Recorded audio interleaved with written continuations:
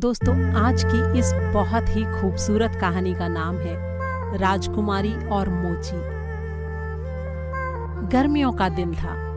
अस्त होते सूरज की आखिरी किरणें गजनी शहर के खूबसूरत गोल गुंबदों और ऊंची मीनारों पर पड़ रही थीं और वे उनकी पीली रोशनी में ऐसे चमक रहे थे मानो शुद्ध सोने के बने हों। दिन भर बहती रही तेज गर्म लू अब ठंडी हवा के शांत झोंकों में बदल चुकी थी, जिनमें फूलों की हल्की खुशबू भी घुली हुई थी। दिन भर काम करके थके हुए लोग शहर के सार्वजनिक फव्वारे के पास कुछ देर आराम करने के लिए बैठे थे। मस्जिद के मीनारों से आ रही मुअज्जिन की आवाज भी अब शांत हो चुकी थी। पूरा शहर जैसे दिन भर की चहल पहल के बाद अब मानो कुछ देर आराम करने को ठहर गया था।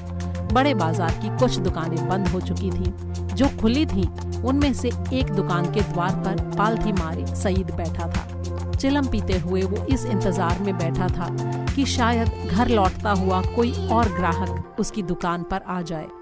सईद मोची का काम करता था, लेकिन उसके चेहरे पर एक अजीब सा आकर्षण और एक गौरव की भावना हमेशा दिखाई देती थी। ये उसके काम के पूरी तरह विपरीत थी।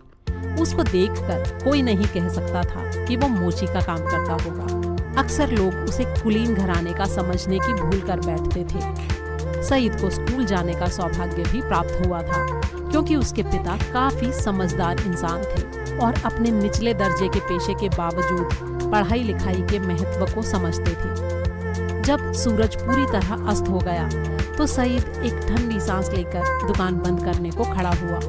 तभी उसे एक फकीर अपनी दुकान की ओर आता नजर आया।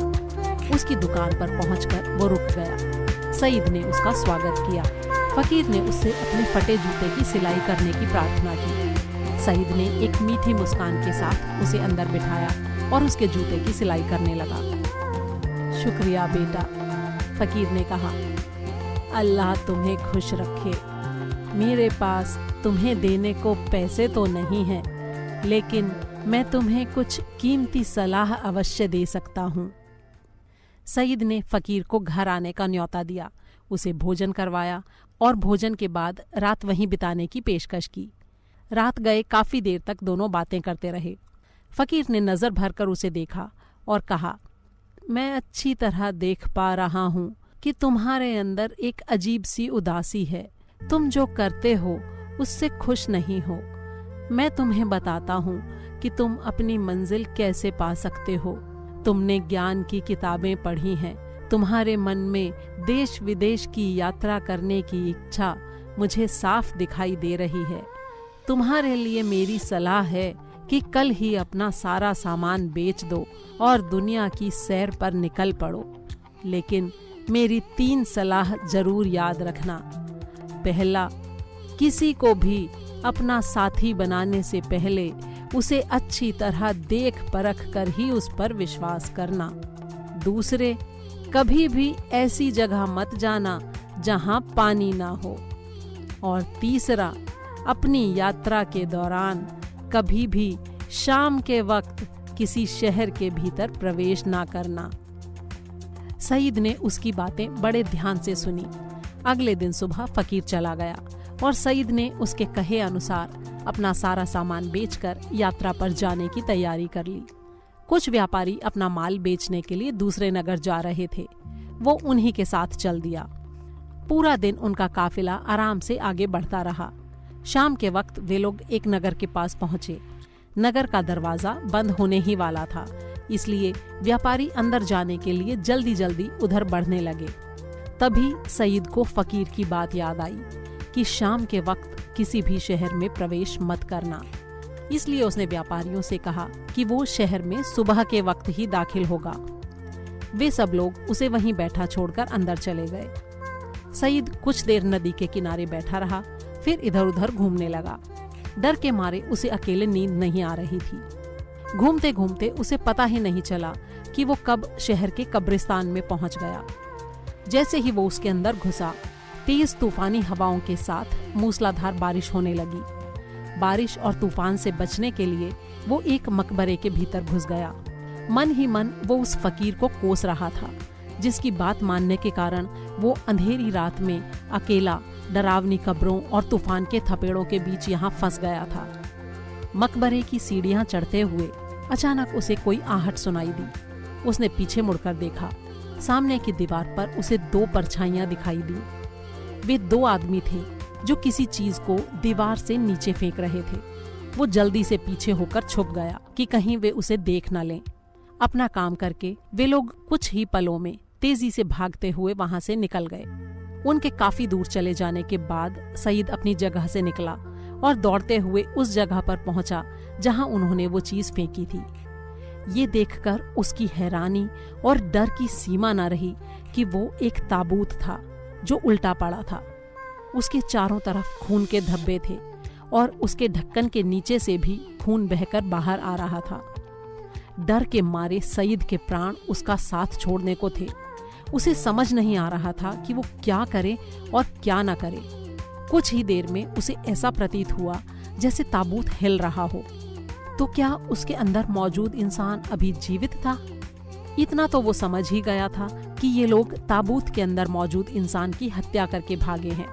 ताबूत को हिलते देख उसका डर थोड़ा कम हो गया जब उसे ये महसूस हुआ कि शायद उसके भीतर मौजूद इंसान अभी जिंदा है। वो धीरे से उसके पास गया और ताबूत को सीधा करके उसका ढक्कन खोला। ये देखकर वो हैरान रह गया कि उसके अंदर एक बहुत ही खूबसूरत युवती रस्सियों से बंधी पड़ी थी और उसके जख्मों से खून बह रहा था। उसने उसका हाथ अपने हाथ में लेकर देखा और पाया कि उसकी सांस अभी चल रही है। उसने बरसात का पानी अपने हाथों में इकट्ठा किया और उसके मुंह पर छिड़का। 3-4 बार ऐसा करने के बाद धीरे धीरे युवती ने पलकें झपकाईं। सईद ने उससे पूछा, तुम कौन हो और इस हाल में कैसे पहुंच गईं? दर्द से कराहते हुए वो युवती बोली, कृपया मेरी मदद करो, मैं हमेशा तुम्हारी एहसानमंद रहूंगी। सईद ने तुरंत अपनी कमर में बंधा कपड़ा खोला और उसके कई टुकड़े करके युवती के घावों पर बांध दिया, जिससे उनसे रक्त बहना धीरे धीरे बंद हो गया। दिन निकलते ही सईद उसे लेकर नगर में गया और एक सराय में ये कहकर ठहर गया कि वो उसकी बहन है जिस पर रास्ते में डाकुओं ने हमला कर दिया था। वो वहीं रहकर उसकी देखभाल करने लगा। कुछ ही दिनों में उसके घाव भर गए। जब वो काफी ठीक हो गई तो एक दिन उसने सईद को कलम, स्याही और कागज लाने के लिए कहा। जब सईद ये सामान ले आया तो उसने एक पत्र लिखा और सईद को एक आदमी का हुलिया बताते हुए कहा कि वो नगर के व्यापार भवन में जाए और वहाँ उस आदमी को ये पत्र दे दे। पत्र पढ़ने के बाद जो सामान वो तुम्हें दे वो मुझे लाकर देना, उसने ताकीद की। सईद पत्र लेकर वहाँ गया और उस हुलिये के आदमी को ढूंढकर उसने वो पत्र उसे दे दिया। पत्र को पढ़ते ही न जाने क्यों उस आदमी की आंखें चमकने लगीं। उसने अपनी कमर से एक बटुआ निकाला और उसे सईद के हाथ में थमा दिया। सईद ने वो बटुआ लाकर युवती को सौंप दिया। युवती ने उसे खोला और उसमें मौजूद सोने के कुछ सिक्के निकालकर सईद को दिए और कहा, ये लो, इस पैसे से एक छोटा सा मकान खरीद लो और अपने और मेरे लिए कुछ कपड़े भी। सईद ने बिना कोई प्रश्न किए ये सारा सामान खरीदा और फिर वे वहां से उस मकान में रहने चले गए। 2 दिन बाद युवती ने दोबारा एक पत्र लिखा और फिर से सईद को वही करने का आदेश दिया। सईद फिर से व्यापार भवन गया और उसने उस व्यापारी को ये दूसरा पत्र दिया। इस बार उसने सईद को 2 बटुए दिए। जब सईद ने वो बटुए युवती को दिए तो उसने आदेश दिया, अब जाओ और कुछ बढ़िया घोड़े, कपड़े और कुछ गुलाम खरीद कर ले आओ। जब ये सब हो गया तो युवती ने तीसरा पत्र लिखा और उसके बदले में सईद इस बार 3 बटुए लेकर लौटा। युवती ने उससे कहा, अब ध्यान से सुनो, तुम्हें क्या करना है। ये बटुआ लेकर शहर के सबसे बड़े बाजार में जाओ। वहां तुम्हें अताउल्ला नाम का एक व्यापारी मिलेगा। उसका माल देखना और उसके लिए वो जो भी कीमत मांगे बिना मोल भाव किए वो कीमत उसे देकर सारा माल ले आना। ध्यान रहे, तुम्हें जरा भी मोल भाव नहीं करना है। सईद चुपचाप गया और उसने ठीक वैसा ही किया। हालांकि उसे कुछ समझ नहीं आ रहा था कि ये सब क्या हो रहा है, लेकिन फिर भी वो उस युवती की हर एक बात का पालन करता जा रहा था। कुछ दिनों के बाद युवती ने बाकी दोनों बटुए उसे देते हुए फिर से उसी व्यापारी से और माल खरीद लाने के लिए कहा और फिर से ये ताकीद की कि किसी भी कीमत पर उसे मोल भाव नहीं करना है। वो जो भी कीमत मांगे बिना चेहरे पर शिकन डाले उसे चुकानी है। सईद फिर से व्यापारी के पास गया और उससे एक भी पैसा कम करवाए बिना उसका सारा कीमती सामान खरीद लिया। हाथों हाथ उसने भुगतान भी कर दिया। बार बार आने वाले ऐसे ग्राहक से व्यापारी बड़ा ही खुश था। उसने अगली शाम सईद को अपने साथ गुजारने के लिए न्योता दिया। सईद ने वापस लौटकर युवती को सारी बात बताई। उसने कहा, ठीक है जाओ, लेकिन वहाँ इस बात का ध्यान रखना कि तुम्हें सिर्फ अपने सामने की तरफ देखना है, दाएं और बाएं बिल्कुल मत देखना। हालांकि ये आदेश कुछ अजीब सा था, लेकिन सईद ने पहले की तरह उसकी ये बात भी मान ली। अगली शाम सईद व्यापारी के घर गया। वहाँ उस व्यापारी ने जमकर उसकी खातिरदारी की। युवती के आदेश के अनुसार वो इधर उधर देखने से पूरी तरह बचता रहा। लौटकर उसने वहाँ जो भी हुआ था वो सब युवती को बताया। युवती ने कुछ देर सोचा और फिर कहा, कल बाजार जाओ और इस बार उसे अपने घर आने का न्योता दो। अगले दिन सईद ने जब उसे न्योता दिया तो व्यापारी ने खुशी खुशी उसे स्वीकार कर लिया। अब युवती ने तुरंत व्यापारी के स्वागत की तैयारियां शुरू कर दी।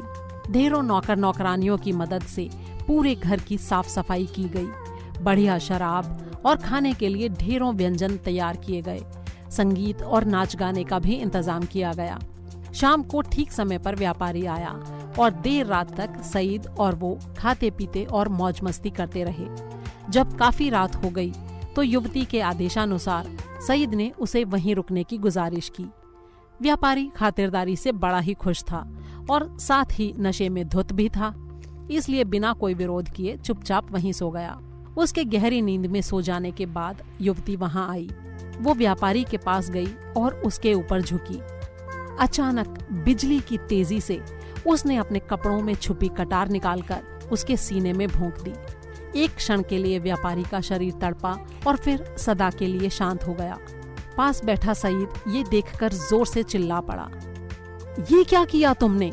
मैं इतने दिनों से तुम्हारा साथ क्या इसलिए दे रहा था कि तुम एक जीते जागते इंसान की हत्या कर दो? युवती ने एक ठंडी सांस ली और कहा, मैं तुम्हें अपनी पूरी कहानी सुनाती हूँ, तब तुम्हें समझ आएगा कि मैंने ऐसा क्यों किया।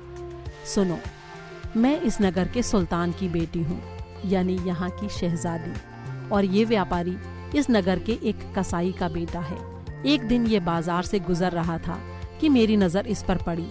इसके आकर्षक रूप रंग के कारण मैं इस पर मोहित हो गई, लेकिन मैं ये नहीं जानती थी कि इसका दिल अंदर से कितना काला है और साथ ही इसका चरित्र भी खराब है।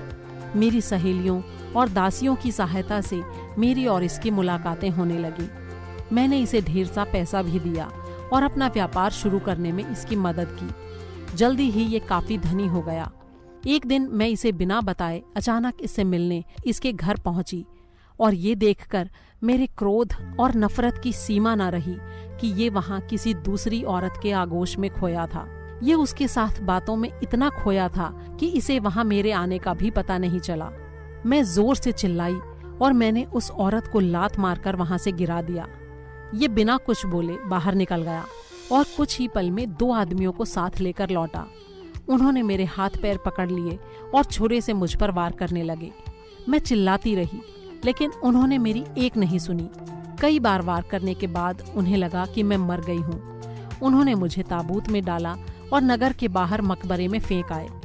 लेकिन शायद अल्लाह मुझ पर मेहरबान था, जो उसने मुझे बचाने के लिए तुम्हें वहां भेज दिया, और आज तुम्हारी मदद से मेरा बदला भी पूरा हो गया। अब तुम मेरे सुल्तान पिता के पास जाओ और उन्हें मेरे जिंदा होने की खबर दो। वे तुम्हें बहुत बड़ा इनाम देंगे।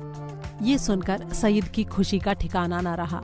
वो खुशी खुशी सुल्तान को ये खबर देने के लिए चल दिया। अब जरा खुदा की मर्जी देखिए कि सुल्तान को शहजादी का उस व्यक्ति से मिलना जुलना पसंद नहीं था। जब उस दिन वो उससे मिलने गई थी तो सुल्तान बड़ा ही क्रोधित हो गया था। जब शहजादी वापस नहीं आई तो उसने अपने सैनिकों से उसे बहुत ढूंढवाया, लेकिन वो नहीं मिली। इससे सुल्तान को लगा कि वो अपने उस प्रेमी के साथ भाग गई है। उसने उसी क्षण प्रतिज्ञा की थी कि अगर कभी शहजादी वापस लौटती है तो वो उसे दंड देने के लिए उसका विवाह एक मोची से करवा देगा, ताकि उसे अपनी करनी का फल मिल सके। सईद जब महल में पहुंचा और उसने सुल्तान को उसकी बेटी के बारे में सब बताया तो वो सुनकर बहुत खुश हुआ। उसने तुरंत पूरी शानो शौकत के साथ उसे महल में वापस बुलवा लिया। बाप बेटी दोनों के आंसू थम ही नहीं रहे थे। कुछ देर बाद जब भावनाओं का ज्वार थमा तो सुल्तान को अपनी प्रतिज्ञा की याद आई। वो अपना सर दोनों हाथों से पकड़कर बैठ गया कि अब उसकी बेटी का भविष्य बर्बाद हो जाएगा। शहजादी ने जब उसकी उदासी का कारण पूछा तो उसने अपनी प्रतिज्ञा के बारे में उसे बताया। ये सुनकर शहजादी मुस्कुरा दी। उसने सईद की ओर इशारा करते हुए कहा, तो ठीक है, इस मोची से मेरा विवाह होने में मुझे कोई आपत्ति नहीं। ये जानकर कि सईद अपने शहर में मोची का काम करता था, सुल्तान भी बड़ा प्रसन्न हुआ और उसने धूमधाम से दोनों का विवाह कर दिया। इस प्रकार सईद को अपनी मंजिल भी मिल गई और फकीर के साथ की गई भलाई और उसकी सलाह को मानने का उचित इनाम भी। दोस्तों, ये कहानी आपको कैसी लगी इसके बारे में कमेंट कर